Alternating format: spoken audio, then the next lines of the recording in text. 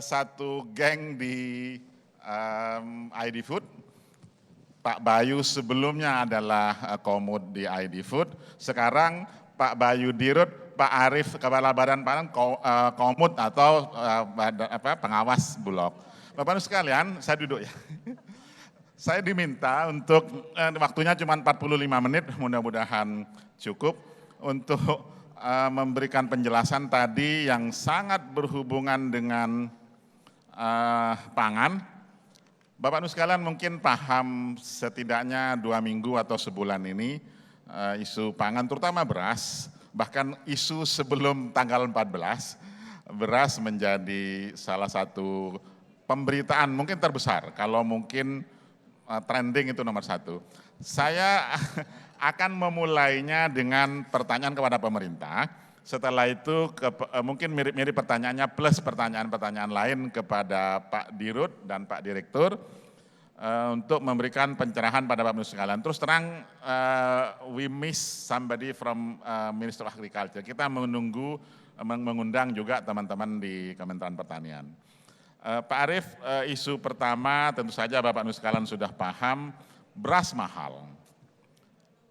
Apakah, mungkin pertanyaan pertama, apakah alasan scapegoating mengenai El Nino dan perubahan iklim merupakan faktor yang paling utama atau ada faktor lain? Di teman-teman media, di medsos, ini dihubungkan dengan bansos. Oke. Tolong dijawab dengan baik mengenai itu. Kemudian ada beberapa hal, saya diberi pertanyaan banyak, mungkin pertanyaannya semua sangat strategis. Begini, setelah harga naik, Bapak Ibu sekalian ya, jadi gabah ini karena dia turun produksinya hampir 1 juta, ya GKG-nya ya, kalau beras 600.000, harga gabah naik dari 5.000 tahun lalu Mas Arief dengan kami merumuskan HPP, harga pengaduan perintah, 5.000 itu pun sudah ribut. Sekarang 8.000, tapi kemarin di lapangan sudah mulai 7.000. Jadi perlindungan kepada petani nggak kena karena sudah ketinggian gitu kan. Nah pertanyaannya dua Pak Arief, setelah 8.000 tentu saja harga di hilir di beras 15.000, 16.000, 18.000 dan lain-lain. Nanti pertanyaan yang sama mungkin Pak Dirut dan Pak Direktur mohon menjawab juga. Nah, sekarang mungkin kita ekspektasi ke depan. Maret ini kemungkinan kita sudah mulai surplus kalau di ramalan BPS 900.000 ton ya. Artinya neraca sudah mulai hijau. 7 bulan berturut-turut merah. April mungkin sudah sangat tinggi. Pertanyaannya tadi sekaligus, kalau nanti April apakah petani akan menderita harga anjlok atau sepertinya seperti apa? Teman-teman Pak Susi tadi tetap menjaga inflasi dan sumber dari pangan 7,2%. Dan pertanyaan ini sekaligus untuk Pak Dirut, mungkin kasih waktu nanti mohon diingatkan ya, saya suruh pakai kuping-kuping nih. 7 menit, 8 menit maksimal, kemudian setelah itu Pak Bayu juga 8 menit juga, setelah itu kita supaya Q&A. Mudah-mudahan sih boleh lebih dari 45 menit lah, karena ini pertanyaannya sangat krusial, apakah policy-nya yang harus dibenahi, apakah desainnya dan kolaborasi dengan swasta yang harus diperbaiki, karena banyak di sini sektor pelaku usaha, sektor swasta, dan sekarang perusahaan besar sudah mulai masuk ke bisnis beras. Very interesting perkembangannya. Baik Pak Arief silakan, 8 menit mungkin. Karena nanti ini akan diperingatkan saya. Silakan. Baik. Assalamualaikum warahmatullahi wabarakatuh. Selamat sore, Prof. Inul, terima kasih. Ini abang saya, Pak CT. Ya, Pak CT abang saya di SMA 1 Budi Utomo. Kemudian Pak Erwin juga sahabat saya, Pak Karamarus Samad, ya, Bapak Ibu semua. Yang pertama saya mau sampaikan kenapa harga beras tinggi gitu ya. Harga beras tinggi itu ya karena 8 bulan terakhir kita memang defisit ya. Boleh saya berdiri ya Pak CT? Jadi kalau kita lihat antara konsumsi dan produksi demikian adanya ya. Kalau kita lihat tahun 2022 kita hanya surplus 340 ribu ton. 340 ribu ton itu kebutuhan sebulan itu 2,5 sampai 2,6 juta ton. Jadi pada saat produksi demikian maka GKP ya akan berebut ya, gabah kering panen berebut di tingkat petani sehingga memacu harga gabah naik. Harga beras itu apa kata harga GKP? Jadi kalau GKP-nya 8.000 ya jangan pangling berasnya 16.000. Kalau kemarin dekat-dekat 9.000 ya harganya 18.000. Sesederhana itu. Itu kalau yang panennya lokal. Tapi kalau yang panennya di Tanjung Priuk ya, panen di Tanjung Perak ya pasti harganya di bawah karena itu kebetulan source dari country originnya murah. Kemudian bulan Januari Februari demikian adanya. Jadi kebutuhan 2,5 juta ton, Januari Februari posisinya demikian. Ini kita 2 bulan terakhir defisitnya 2,8 juta ton ya. Jadi udah nggak ada lain teori supply and demand sesederhana ini. Ya, apa yang dilakukan oleh Badan Pangan Nasional tentunya bersama dengan Bulog ya untuk mengisi pasar dengan cadangan pangan pemerintah karena kita punya Perpres 125 tahun 2022 mengenai cadangan pangan pemerintah di mana menugaskan Bulog minimal punya stok 1,2 juta ton ya. Dan transaksi Bulog di tahun 2023 itu hampir 3 kali lipat dari transaksi 2022. Artinya Bulog bekerja keras ya untuk mengisi kekosongan di pasar. Kemudian ini yang dilakukan pada waktu seminggu 2 minggu terakhir ya saat jelang pemilu 8 sampai 14 kita berhentikan bantuan pangan ya karena menghormati proses pemilu ya. Kemudian tanggal 15-nya Pak Presiden berkenan menuju ke Pasar Induk Beras Cipinang memastikan bahwa stok itu di atas 37.000 ton dan itu aman ya. Berikutnya lagi langsung dijalankan kembali bantuan pangan. Bantuan pangan ini untuk 22 juta KPM dan tidak terkait dengan politisasi ya atau apapun karena program ini sudah dari tahun 2023 ya dikerjakan oleh Badan Pangan Nasional ya. Kenapa Badan Pangan Nasional bukan Kementerian Sosial? Karena Badan Pangan Nasional itu memang tugasnya salah satunya dalam Perpres 66 tahun 2021 memang mengerjakan bantuan-bantuan seperti ini termasuk disaster, kerawanan pangan, rentan rawan pangan, gizi buruk ya. Nanti kalau ada menyinggung mengenai makan siang gratis dan lain-lain itu sebenarnya banyak nanti dengan Badan Pangan gitu ya. Atau kegiatan-kegiatan lain yang memang nanti memerlukan bersama BUMN di bidang pangan. Jadi ini realisasinya Januari, Februari, Maret dan ini terus dijalankan. Kemudian berikutnya lagi untuk harga beras dunia gitu ya. Harga beras dunia itu kalau kita lihat hari ini juga cenderung turun ya, cenderung turun. Kemudian ini negara-negara yang memang country origin dari beberapa negara yang memang masuk ke Indonesia. Kemudian kapan beras di Indonesia akan turun? Ya, seiring berjalannya waktu ya, apabila tanaman atau tanaman pangan padi ini ditanam minimal 1 juta hektar ya. Sehingga akan memproduksi beras setara 2,5 juta ton. Tapi kalau di bawah 1 juta ton, 1 juta hektar tanam ya, maka produksinya di bawah dan itu harga akan bergerak naik. Sesederhana itu. Dan harga gabah hari ini rata-rata nasional sudah 7.100. Jadi untuk kembali ke HET di 13.900 beras premium ya akan sangat possible. Nah kalau PR kita kemarin itu adalah harga di tingkat konsumen, Prof. Inul, maka yang ke depan ini dalam 2 bulan ini apabila panen di atas 3,5 juta ton, maka PR-nya adalah menjaga harga NTPP di tingkat petani. Coba tolong dilihat slide mengenai NTPP tingkat petani.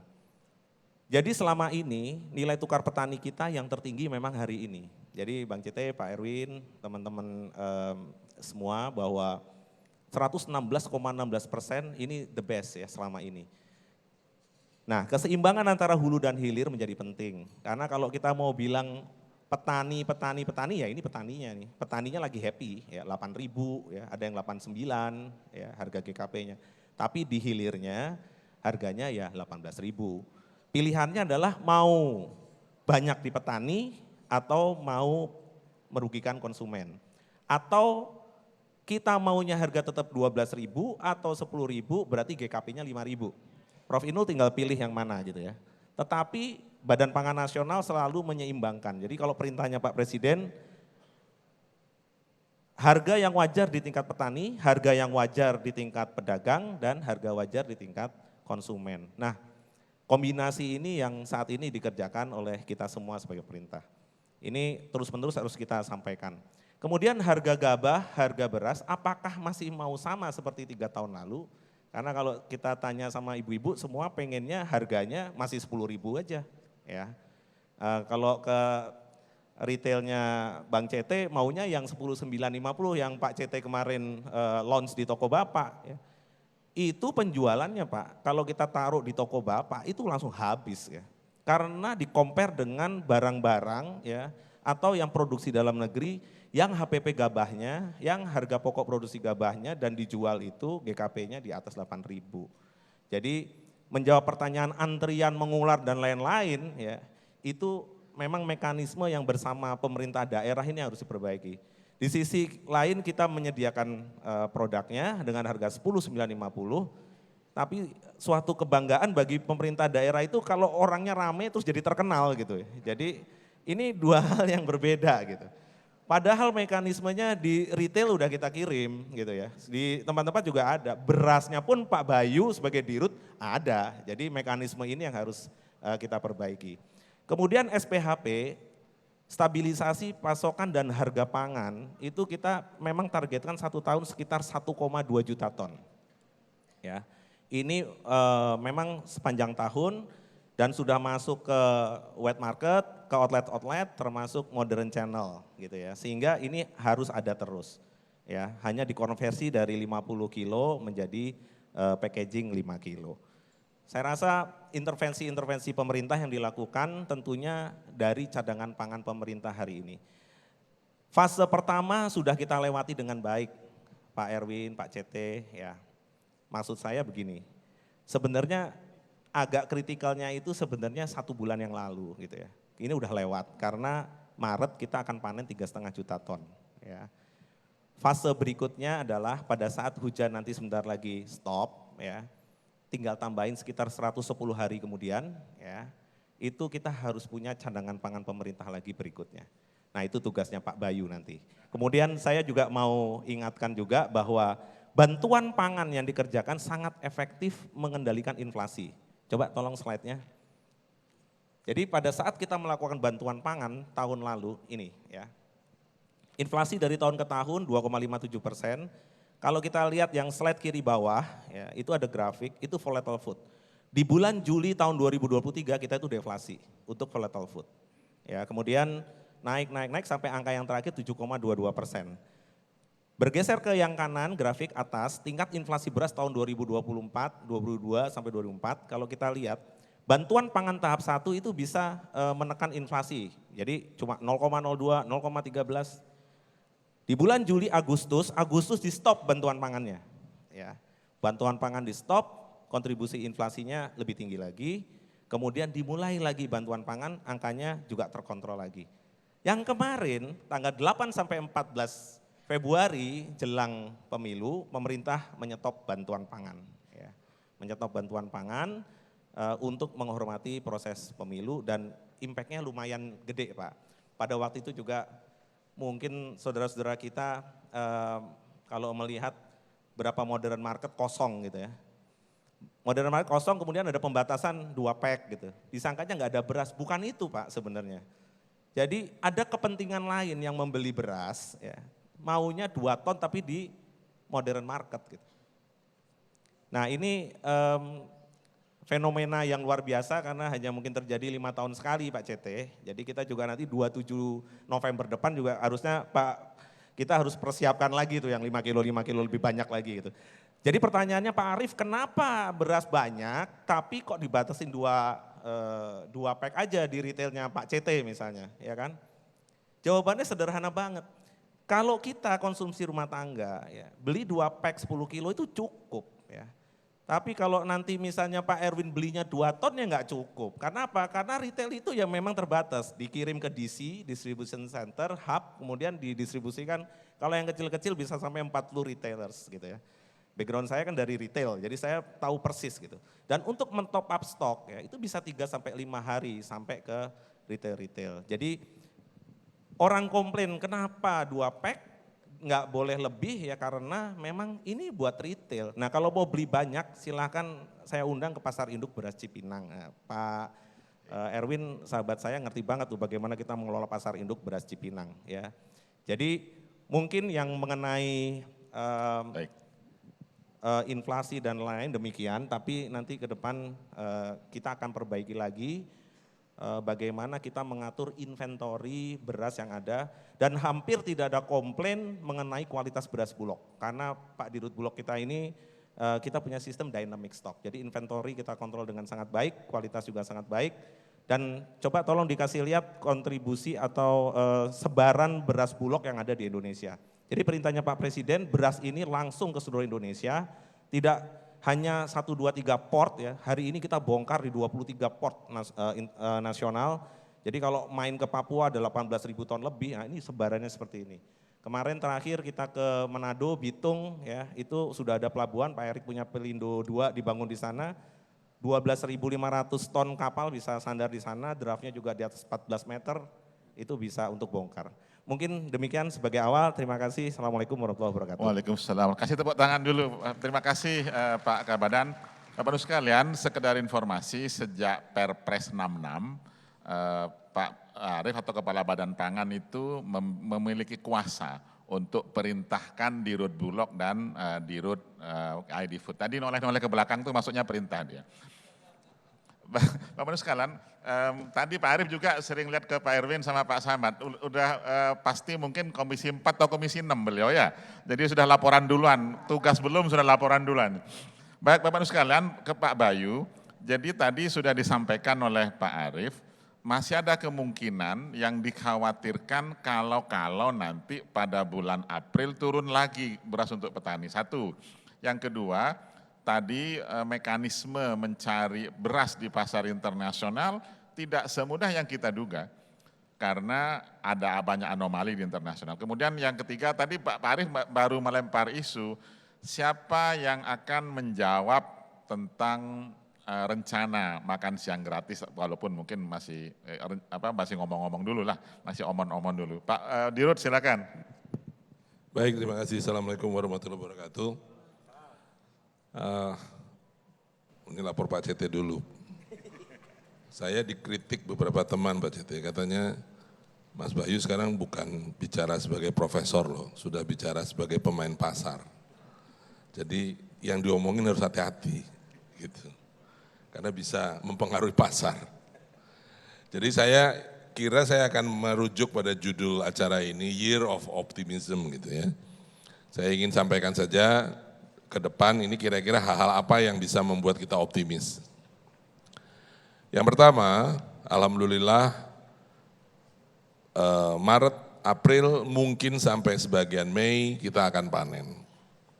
Saat ini Kendal, Sragen, Demak, Indramayu, Oku di Sulawesi Selatan, semua sudah mulai panen dan barangnya mulai banyak. Indikasinya semakin kuat, misalnya pasar induk Johar di Kerawang penuh dengan truk-truk berisi beras. Beberapa kios mereka malah sekarang merasa ini kok nggak jalan-jalan nih, berasnya nggak ada yang beli gitu. Dan harganya turun, harganya sudah cenderung turun. Di pasar induk Cipinang itu stoknya banyak, mungkin pergerakannya belum secepat yang kita inginkan, tapi paling tidak stoknya udah ada. Jadi rasanya sih cukup optimis bahwa minggu ke depan ini, pada waktu kita memasuki bulan Ramadan dan kita berada di menjelang Lebaran, itu harga beras akan terkendali. Itu saya kira poin yang pertama yang membuat kita boleh optimis. Yang kedua, stok Bulog tadi sudah disampaikan di dalam slide-nya. Saya nggak bawa slide sengaja karena saya tahu sebagian dari slide-nya Pak Arief datang dari Bulog, nanti kalau saya bikin presentasi Bulog, saya akan minta slide-nya Badan Pangan, jadi satu kali aja lah. Tadi sudah ada di slide-nya Pak Arief, bahwa stok kita sekarang 1,3, dan dari sekarang sampai dengan akhir Maret paling tidak yang sudah terencana, setiap minggu Bulog masih akan masuk berasnya mungkin kira-kira hampir 30-an ribu ton setiap minggu masuk. Jadi sambil keluar untuk bantuan pangan dan SPHP, stok kita insya Allah akan terjaga. Ya. Ini sebenarnya banyak cerita pesimisnya nih, saya nggak mau, tapi nggak usah saya omongin deh. On top of that gitu, di pasar internasional Bulog sudah dapat secure komitmen 1,2 juta. Ya. Ini mungkin yang pada masa-masa yang lalu tidak diambil approach ini. Kemarin setelah ada di Bulog saya langsung bikin pendekatan ke teman-teman yang ada di Thailand, di Vietnam, di Myanmar.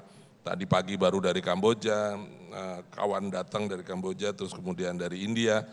Kita bikin komitmen meskipun tidak harus langsung beli spot, tapi kita sudah punya janji untuk bulan-bulan yang akan datang, dan itu menenangkan juga, membuat kita bisa, kita bisa dapat. Terutama dari India, ini saya kira penting banget, mudah-mudahan segera clear kapan mereka mau pemilu. Kalau itu sudah, maka dengan cepat kita akan bisa dapat pasokan dari India, karena mereka juga sudah mulai kebanyakan stoknya.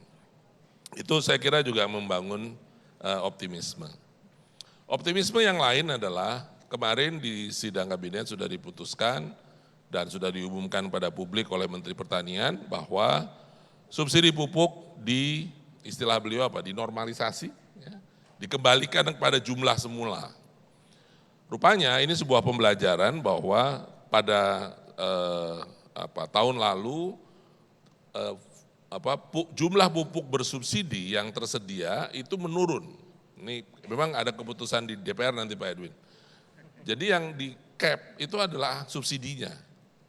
Sehingga kalau harganya naik, jumlah yang dikorbankan. Dan itu berimpak sekali, berdampak sekali pada tanaman. Gitu. Dan itu yang membuat productivity tadi yang dikatakan turun dan sebagainya. Tapi sekarang sudah dikembalikan. Plus diperkuat dengan jaringan pompa yang berikut anggarannya baik oleh PU maupun oleh Kementerian Pertanian. Mudah-mudahan itu akan mengembalikan lagi optimisme kita terhadap produksi, bukan yang hanya yang sekarang, tapi yang juga yang akan datang.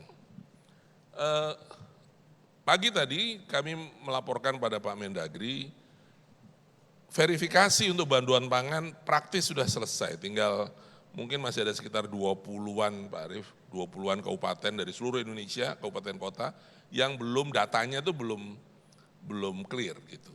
Tapi itu minor dibandingkan terhadap yang seluruhnya, sehingga bantuan pangan bisa digelontorkan dengan jauh lebih cepat. Stoknya ada, orangnya sudah jelas, saya pikir bisa segera jalan. Dan ini tadi yang dikatakan oleh Pak Arief, meskipun tidak bisa menurunkan tidak bisa menurunkan harga, bantuan pangan itu menjaga inflasi, dia menstabilkan tapi tidak bisa menurunkan. Dan yang lebih penting dari itu, 22 juta keluarga paling membutuhkan itu tenang karena dia dapat 10 kilo gratis, sehingga mereka tidak rush masuk ke pasar. Kelompok masyarakat ini adalah yang paling sensitif terhadap kenaikan harga, dan itu sudah diamankan terlebih dahulu. Ini lagi-lagi saya kira bisa membuat kita lebih optimis. Kami tadi pagi secara khusus berdiskusi panjang dengan Pak Mendagri. Dalam hari-hari ini ke depan, Bulog bersama Kementerian Dalam Negeri dan Pemda akan mengintensifkan pasar murah di dalam manajemen yang baik, yang bahkan nanti menggunakan berbagai perangkat untuk supaya tidak ada antrian dan sebagainya. Dan ini lagi-lagi membuka lagi outlet pasokan kepada masyarakat untuk mereka bisa mengakses beras menjelang Ramadan. Jadi Bapak Ibu sekalian, dengan poin-poin tadi pada level kami sebagai pelaksana di Bulog tidak tidak dalam kapasitasnya untuk menetapkan kebijakan. Mudah-mudahan kita bisa membangun optimisme itu bahwa masalah beras ini meskipun ada hal-hal yang sifatnya fundamental yang harus dibenahi dengan melibatkan lebih banyak pihak, tapi paling tidak ketersediaan untuk masyarakat menghadapi Ramadan dan Lebaran itu kita cukup optimis. Terima kasih. Baik, terima kasih, kasih tepuk tangan dulu Pak Dirut. Bapak Ibu sekalian, terima kasih penjelasannya cukup clear. Tadi tambahan sedikit yang dijelaskan beliau mengenai pupuk itu, jadi 2023 karena yang cap adalah subsidi rupiahnya 5,3 triliun, ketika isu Ukraina naik, ya, terus kemudian harga gas tinggi, kemudian harga pupuk impor tinggi, pupuk impor itu yang menjadi bagian dari NPK. Bung Andi mudah-mudahan ilmu pertaniannya masih ingat, kita produksi urea, ya, produksi urea aman, kan? Tapi kalau yang karena itu menurun, capnya rupiahnya menurun, kita produksi atau penggunaan NPK, ya, pupuk majemuk menjadi rendah. Apa dampaknya? NPK dibutuhkan pada saat beras bunting, mulai membentuk malai. Nah itu malai itu banyak yang gagal, sehingga nyambungnya di situ. Jadi nyambung ke subsidi pupuk. Pak Direktur, Pak Dirga, ada pertanyaan khusus kepada beliau yang menjelang Ramadan, ya, karena ID Food juga ditugasi untuk komoditas lain selain beras, terutama sapi, Pak Dirga, ya, atau daging sapi yang sekarang masih tinggi, masih 140.000 ke 14.000. Kemudian bawang putih mungkin beliau juga ya. Bawang putih, gula, dan terutama gula Bapak Ibu sekalian. Gula ini rada-rada sensitif, kalau telat sedikit saja harganya bergolak, kemudian di dalam negeri yang punya RNI juga cukup besar, tapi kita paham ada masalah di produktivitas. Pak Dirga silakan sama 8-9 menit nanti supaya ada Q&A. Terima kasih Prof. Selamat siang Pak CT, Pak Erwin, Bapak Ibu semua. Jadi seperti yang tadi Prof sampaikan, kami Bulog dan ID Food adalah operatornya dari Badan Pangan Nasional. Jadi setiap hari kami nunggu perintah dari Pak Kabadan. Nah kami bagi tugas Pak. Jadi kalau Bulog berdasarkan Perpres 125 itu diamanahkan untuk mengelola jagung, kedelai dan juga beras atau pajale. ID Food diminta untuk bantu yang sisanya Pak. Jadi mungkin boleh ditampilkan slide-nya. Kami tadi Bapak sampaikan ada gula, ada daging sapi, ada minyak goreng juga lain-lain Pak. Nah kalau kita lihat dari sisi ketahanan komoditas pangan kita bisa bagi Pak menjadi 3 kuadran ke kanan dan 3 kuadran ke atas. Di sini kita bisa lihat untuk susu, kedelai, daging dan gandum kita importnya sangat tinggi. Susu kita 80% itu import, kedelai 88%, daging 62% dan gandum 100%. Artinya untuk komoditas ini timing pembelian, logistik internasional menjadi sangat penting. Tadi kembali ke pertanyaan Bapak, kalau gula itu kita 24% importnya, di mana ID Food kontribusi 13% produksi nasional, PTPN sekitar 36%, jadi kita kurang lebih 48% untuk BUMN, sisanya di swasta dan import.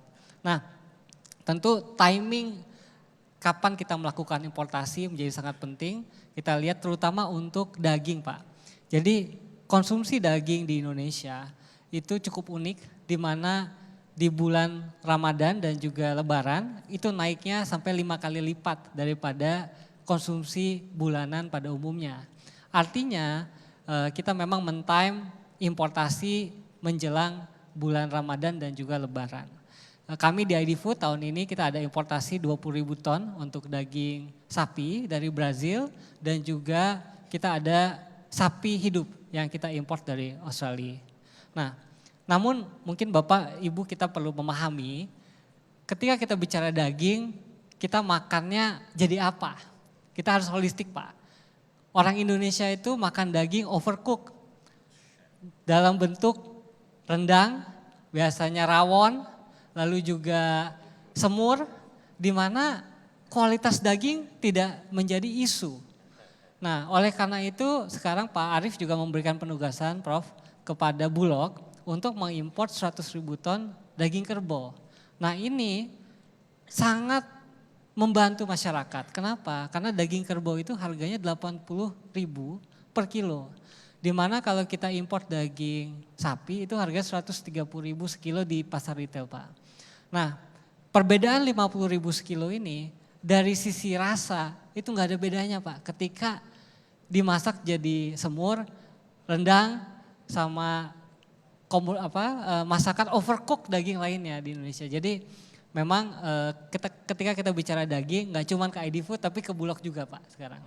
Nah, bicara outlook dan optimisme ke depan, ini kita di ID Food kita coba memetakan apa saja produksi yang kita butuhkan dan konsumsi nasional seperti apa dan tren dunia untuk masing-masing komoditas seperti apa. Kita lihat di sini Pak Prof, bahwa untuk komoditas daging sapi, Indonesia konsumsinya itu di bawah rata-rata dunia. Rata-rata dunia saat ini itu di 7,5 kilo per kapita, sementara di Asia agak sedikit lebih tinggi.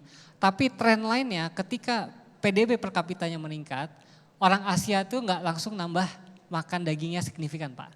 Orang luar atau populasi dunia pada umumnya naiknya cukup signifikan. Nah, kita bisa lihat di sini bahwa forecastnya ketika PDB per kapita Indonesia meningkat sampai tahun 2045, di mana ditargetkan kita udah keluar dari middle income trap, harusnya konsumsi per kapita kita udah naik ke 6,8 kilo per kapita. Nah, kita sekarang short di daging sekitar 509.000 ton, produksi nasional stagnan. Kenaikan produksi nasional di 5 tahun terakhir hanya 0,04% per tahun, sementara itu konsumsi kita akan naik setiap tahunnya sekitar 3%. Ini artinya perlu ada intervensi dari pemerintah dalam berupa kebijakan ataupun investasi yang besar supaya produksinya bisa jauh lebih meningkat. Kalau kita memang mau swasembada di bidang daging sapi. Nah, di sini juga kita penting untuk memahami bahwa negara kita negara kepulauan, kita perlu petakan juga sentra produksi dan sentra konsumsinya seperti apa. Ini sentra produksinya dan ini sentra konsumsinya. Kalau kita lihat dari daging, not an issue karena mayoritas di Jawa, konsumsinya juga mayoritas di Jawa, di mana PDB per kapitanya tinggi. Ya. Dan kita lihat di sini, dari sisi neraca itu cukup oke lah, gak terlalu isu. Nah, berikutnya kalau telur ayam, ini menarik karena ternyata konsumsi per kapita orang Indonesia telur ayam lebih tinggi, Pak, daripada rata-rata dunia atau rata-rata orang Asia. Kenapa demikian? Karena ini adalah protein yang affordable. Jadi ketika protein itu di atas 20 ribu per kilo itu udah agak unaffordable atau unaffordable bagi mayoritas orang Indonesia. Di sini kita bisa lihat outlooknya cukup baik. Di sisi bisnis telur kita sekarang surplus dan juga produksinya terus meningkat. Setahun 5 tahun terakhir rata-rata meningkat 4%. Untuk konsumsi nasional kemungkinan akan meningkat 3,5% setiap tahun. Not an issue. Nah, yang menjadi isu kalau kita lihat di sini ada daging ayam, kita surplus juga, surplusnya juga banyak.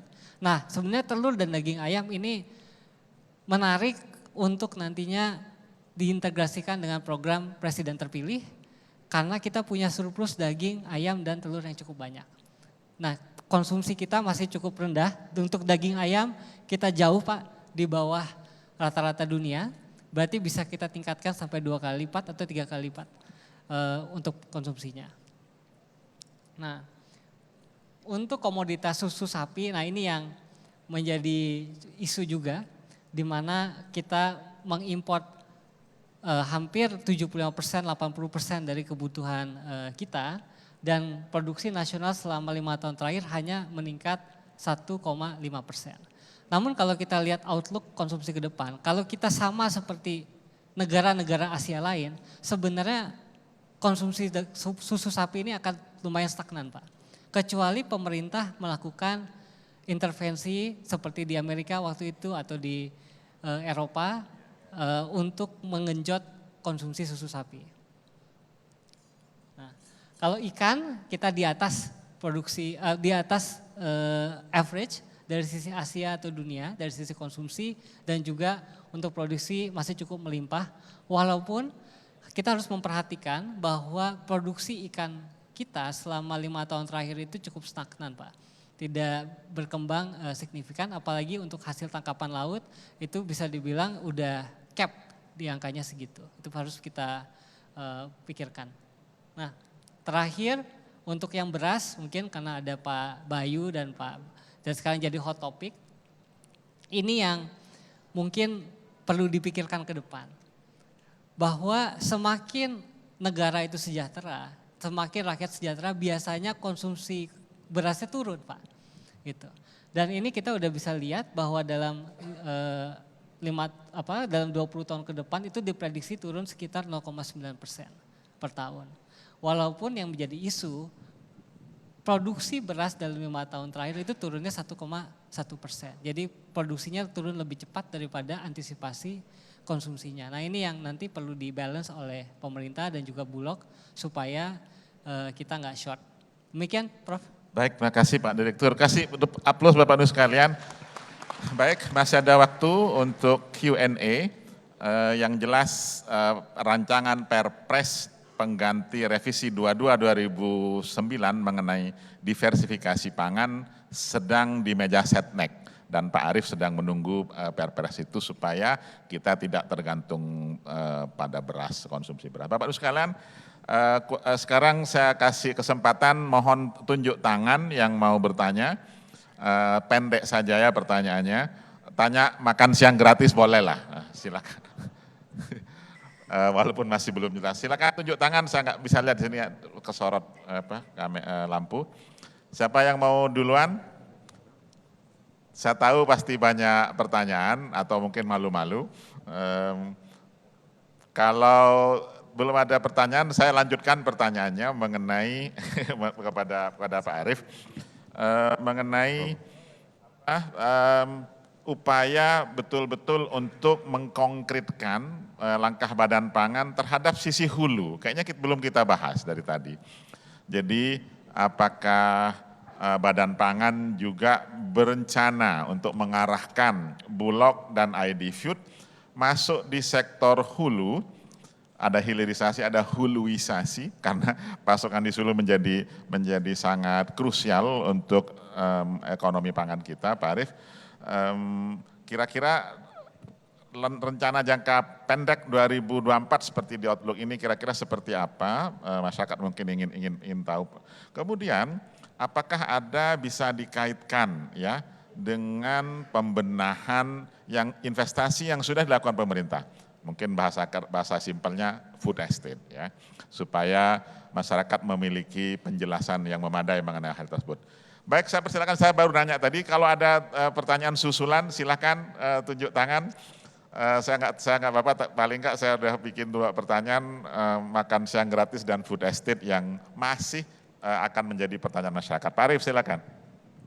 Terima kasih Prof. Inul. Yang pertama mengenai produksi, sebenarnya produksi ini ada tupoksinya di Kementerian Teknis, Kementerian Pertanian. Ya. Kalau pertanyaannya apakah nanti BUMN di bidang pangan juga akan ikut untuk produksi, sebaiknya demikian gitu. Jadi Pak Bayu, kemudian Pak Dirgayusa itu memang harusnya mempersiapkan juga produksi. Jadi jemput bola begitu ya. Kalau dulu di Jakarta ada food station ya, itu juga sama mempersiapkan daerah-daerah produksi ya, kemudian nanti di off take di situ. Jadi kalau Bulog, padi, jagung, kedelai ya, kalau ID Food sisanya ya. Kemudian yang menjadi penting lagi harus disampaikan adalah sebenarnya hilirisasi. Kalau dulu ada produksi bingung off takernya siapa, tapi nanti ke depan, ini karena disinggung-singgung makan siang gratis, susu segala macam, hilirnya sudah ada ya, hilirnya sudah ada sehingga mempercepat misalnya untuk mengurangi powder milk ya, sapi bubuk ya, susu sapi bubuk ya. Bisa dengan misalnya sudah harus dipikirkan melakukan importasi sapi-sapi indukan untuk sapi perah misalnya. Kemudian berikutnya lagi breeder ya untuk sapi-sapi. Kalau sekarang sapi itu live cattle biasanya banyaknya sapi untuk fattening gitu ya, digemukkan 3-4 bulan kemudian baru slaughter. Nah, yang seperti ini memang kalau idealnya Pak ya, BUMN di bidang pangan ya, harusnya sudah mulai melakukan itu. Kalau dulu untuk benih padi ada BUMN namanya Sangyang Sri ya. Sangyang Sri ini di Sukamandi dulu zaman Pak Harto memang dipersiapkan untuk produksi benih. Itu lahannya 3.200 hektar ya untuk dedicated pembuatan benih gitu ya. Hari ini mungkin ada tapi belum seperti yang ekspektasi kita semua, termasuk mesin-mesinnya ya, kemudian pengelolaan perusahaannya sampai dengan harusnya terhubung dengan Kementerian Teknis. Jadi harusnya Direktorat Jenderal Tanaman Pangan ya khususnya untuk benih ini harusnya sudah meng-off-take langsung. Ya, kemarin tidak menjadi menarik kenapa? Karena harga gabahnya dihargai cuma Rp9.140. Ya, tapi berikutnya kalau kita mau melihat harga hari ini, angkanya itu bisa signifikan naik ya, bisa mungkin 2 kali lipatnya ya, tergantung kualitas benih yang akan diproduksi. Jadi bisa demikian Prof. Ino. Baik, terima kasih Pak Dirut, Pak Dirut Bayu. Saya ingin mendengarkan, mungkin pemirsa juga ingin mendengarkan mengenai jagung ya. Jagung kan kita kemarin turun produktivitasnya, ramalan atau outlook 2024 sih naik ya. Karena jagung ini sumber pakan bagi industri unggas. Kalau jagungnya kurang kita harus impor dan ada persoalan lain, terlambat parah.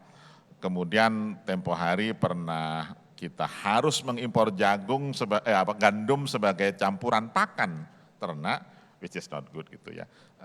Kalau Bulog, Pak Dirut, kira-kira rencana ke depan atau tahun ini mengenai jagung kira-kira seperti apa prioritasnya dan bagaimana mungkin partner kerjasama dengan sektor swasta. Bapak Sekalian, silakan saya kasih kesempatan jika ada pertanyaan khusus kepada beliau supaya nggak saya saja yang tanya, silakan. Pak Dirut. Baik, terima kasih. Untuk jagung, Bulog mendapat tugas 2 program. Yang pertama adalah SPHP jagung. SPHP jagung ini diarahkan untuk peternak layer, peternak telur yang mekanismenya adalah Bulog melakukan importasi, angkanya yang sudah terrealisasi adalah 250.000 dan kemudian 250.000 lagi, dan ini disalurkan kepada peternak-peternak petelur untuk UKM. Daftar peternaknya sudah diberikan oleh Kementerian Pertanian dan melalui Badan Pangan yang kami terima, dan kemudian kita laksanakan.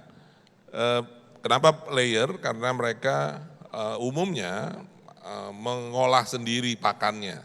Jadi kita berikannya jagung dan kemudian mereka mengolah sendiri pakannya. Program yang kedua adalah, ini kayaknya lebih jangka pendek, kalau yang itu tadi mungkin masih akan terus berlanjut. Yang ini yang kedua ini lebih jangka pendek, yaitu melakukan importasi untuk kepentingan peternak pedaging. Ya, peternak pedaging itu kita Bulog yang melakukan importasi dan kemudian langsung diambil oleh GPMT, Gabungan GP Pengusaha Makanan Ternak. Ya, ini adalah feed mill, industri-industri makanan ternak yang langsung mengambilnya dan mengolahnya kemudian dijual kepada para peternak. Bulog tampaknya masih sifatnya ad hoc dalam konteks penugasan semacam ini. Jadi karena ada situasi yang dipandang mendesak, maka kemudian Bulog diberikan tugas. Dan untuk itu memang harus bekerja sama dengan swasta. Karena jagung itu kalau beras kita masih punya dari Thailand, dari Vietnam, yang katakanlah relatif dekat baik secara jarak maupun secara hubungan, keterkaitan di ASEAN dan lain-lain. Kalau jagung adanya cuman kalau tidak Brazil, Argentina atau Amerika Serikat, jadi jaraknya jauh. Dan ini biasanya membutuhkan long term komitmen dengan mereka, sehingga kalau Bulog hanya hit and run dengan spot, maka biasanya nggak dapat. Jadi kita bekerja sama dengan swasta yang sudah memang menjadi memiliki hubungan jangka panjang dalam konteks bisnis jagung. Jadi memang mungkin dibutuhkan Pak Idul, dibutuhkan kebijakan yang lebih komprehensif tentang jagung ini, karena basically sampai dengan sekarang adalah no import, karena dianggap cukup, jadi pasar internasionalnya ditutup gitu ya, itu basic strateginya. Meskipun dari waktu ke waktu dibuka, diberi kesempatan dengan hal yang sifatnya khusus seperti ini. Baik, terima kasih Pak Dirut. Pak Dirgayuza, begini, dua hal, satu mengenai tebu atau gula yang belum dijelaskan dengan baik tadi, baru bahas outlook-nya. Kira-kira yang akan atau tahun ini dilakukan oleh ID Food mengenai tebu seperti apa atau gula seperti apa, apakah memang betul akan ada modernisasi pabrik atau mungkin mau ambil lagi di hulu peningkatan produktivitas, ada program kan di BUMN itu namanya Makmur ya. Kira-kira program Makmur itu sudah seperti apa, bahkan mungkin dampaknya seperti apa. Plus ada pertanyaan pada saya titipan tidak mau disebut namanya. Tadi yang disebutkan mengenai sapi daging itu sepertinya belum terrealisasi rencana impor yang dimaksudkan itu, apalagi menjelang Ramadan atau pada bulan Ramadan tadi memang konsumsinya sudah demikian tinggi. Silakan Pak Direktur. Makasih Prof.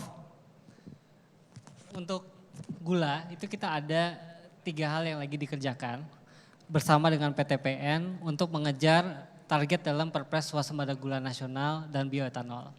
Jadi Bapak Presiden sudah mematok target produktivitas on farm dan juga off farm yang harus kita capai. Misalkan di on farm kita dikejar ke 93 ton per hektar, lalu untuk off farmnya kita dikejar rendemennya bisa mencapai 11%. Di mana ID Food saat ini untuk rata-rata on farm kita masih di angka 63 ton per hektar, lalu untuk rendemen masih di angka sekitar 7% kemarin. Nah, apa yang kita sedang kerjakan Pak? 3 hal. Yang pertama dari sisi peningkatan jumlah luasan, kami sedang kerja bareng dengan Dana Reksa, Perhutani, PTPN untuk mencetak lahan tebu baru, terutama di Merauke. Jadi ini menjadi salah satu perhatian dan pemerintah khususnya di Pak Erick Thohir untuk bisa segera merealisasikan food estate tebu di Merauke, karena kita memang harus meningkatkan luas lahan tebu Pak, mau nggak mau. Yang kedua adalah untuk meningkatkan produktivitas di lahan existing.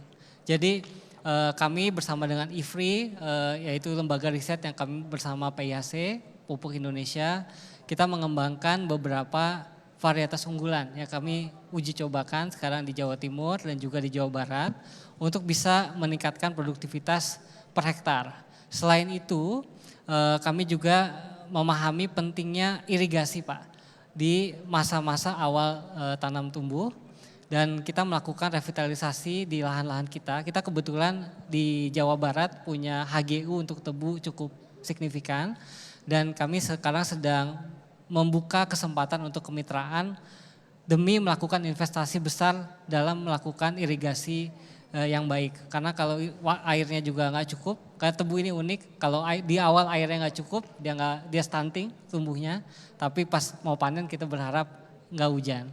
Nah, lalu yang ketiga tadi Prof sudah sebut terkait dengan Makmur, kami juga terus memperluas kerja kita dengan petani-petani melalui program Makmur dengan pemberian pupuk yang tepat, tidak hanya tepat volume tapi juga tepat waktu, dan juga pembayaran yang baik Pak. Jadi ini satu ekosistem yang memang dibangun di BUMN Pangan, tidak sendiri ID Food, kita hanya menjadi PMO-nya. Di situ ada Pupuk Indonesia juga, dan ada yang lain-lain juga yang berperan supaya petani itu mau memproduksi tebu. Nah, memang menjadi isu di tahun 2024 ini kita juga memang agak deg-degan Pak, karena efek dari El Nino di 2023 akhir itu baru akan terasa sekali di 2024. Jadi pertama misalkan biasanya kita memproyeksikan pabrik pertama kita mulai giling itu di bulan April akhir. Di tahun 2024 ini kita memproyeksikan mulai gilingnya mundur Pak, di bulan Mei pertengahan atau mungkin Mei akhir. Nah, yang kedua produktivitas per hektar memang sangat affected di tahun 2024. Jadi maaf tidak terlalu optimis, tapi harusnya dari sisi rendemen akan meningkat. Jadi mudah-mudahan turunnya produktivitas per hektar itu terbantu dengan peningkatan rendemen. Mengenai daging. Ya, terakhir untuk daging. Jadi memang tadi seperti saya sampaikan Pak, daging itu tidak sepenuhnya domainnya ID Food karena ada Bulog di situ yang bermain dengan daging kerbau. Nah, masyarakat sekarang